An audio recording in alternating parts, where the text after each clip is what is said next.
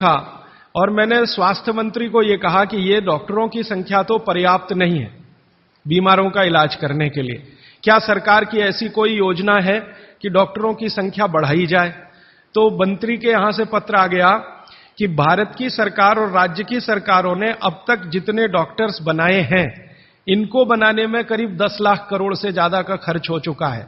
अगर ये संख्या हम दुगनी करें तो 20 लाख करोड़ रुपए हमें चाहिए।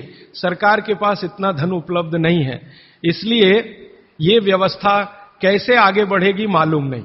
फिर मैंने भारत सरकार को याद दिलाया कि भारत सरकार ने एक अंतर्राष्ट्रीय समझौता किया हुआ है जिसमें कई देश शामिल हैं और वो समझौते का टाइटल है 2014 तक सभी स्वस्थ। भारत में सन 2014 तक सभी को स्वस्थ हो जाना है, ये सरकार का समझौता है। तो 2014 तक कैसे होने वाला है?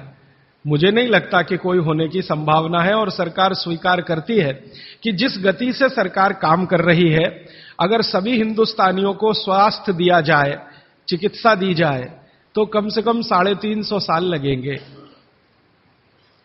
ये कैलकुलेशन मैंने कैसे निकाला?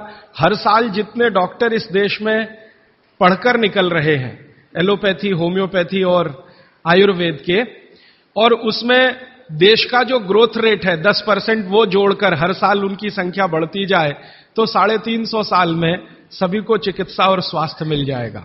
अब पता नहीं 350 साल में कितने जीवित बचेंगे और कितने यहां से चले जाएंगे।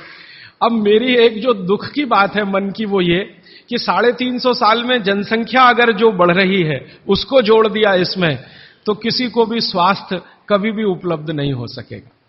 जब ये जानकारी मुझे आई तो मैं बहुत परेशान हुआ और मैंने सोचा कि ये तो बड़ी गंभीर स्थिति है। फिलहाल पिछले कुछ वर्षों से मैं स्वामी रामदेव जी के साथ जुड़ा हूं। उनसे जब मैंने इन सब विषयों पर चर्चा की तो वो भी कहते हैं कि बात तो बहुत गंभीर है। सबको स्वास्थ्य मिलना सरकार के बूते का और सरकार के दम पर और चिकित्सा जो चल रही है इस देश में उसके दम पर तो संभव नहीं है, कोई और रास्ता ढूंढना पड़ेगा। अब दूसरा रास्ता ढूंढने के लिए मैंने भारत देश के कई बड़े चिकित्सकों से बात करना शुरू किया, ऐसे वैद्यों से बात करना शुरू किया जो आयुर्वेद के बड़े पंडित माने जाते हैं इस देश में। विशेष रूप से एक वैद्य हैं हार्डीकर, पूना में रहते हैं और उनका भारत में बहुत बड़ा ऊंचा स्थान है। आजकल हिंदुस्तान के आयुर्वेद चिकित्सा के जो विशेषज्ञ हैं वो उनको आधुनिक चरक कहते हैं, इतनी ऊंची स्थिति है उनकी।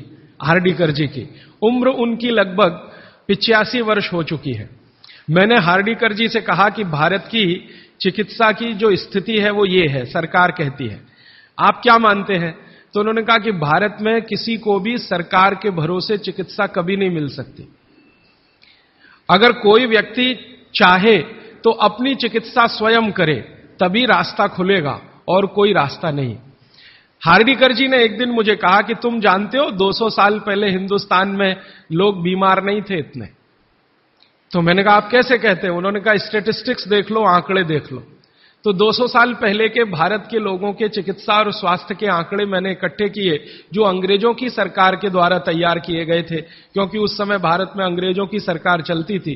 तो मुझे हैरानी हुई कि आज जितने बीमार हैं और उस समय जितने बीमार थे, आज जितनी जनसंख्या है और 200 साल पहले जितनी जनसंख्या है, वो सब बातों को ध्यान में रखते हुए मैं अगर आपको सरल भाषा में कहूं कि अगर आज 100% लोग बीमार हैं तो 200 साल पहले मुश्किल से 8 या 10% लोग ही बीमार थे।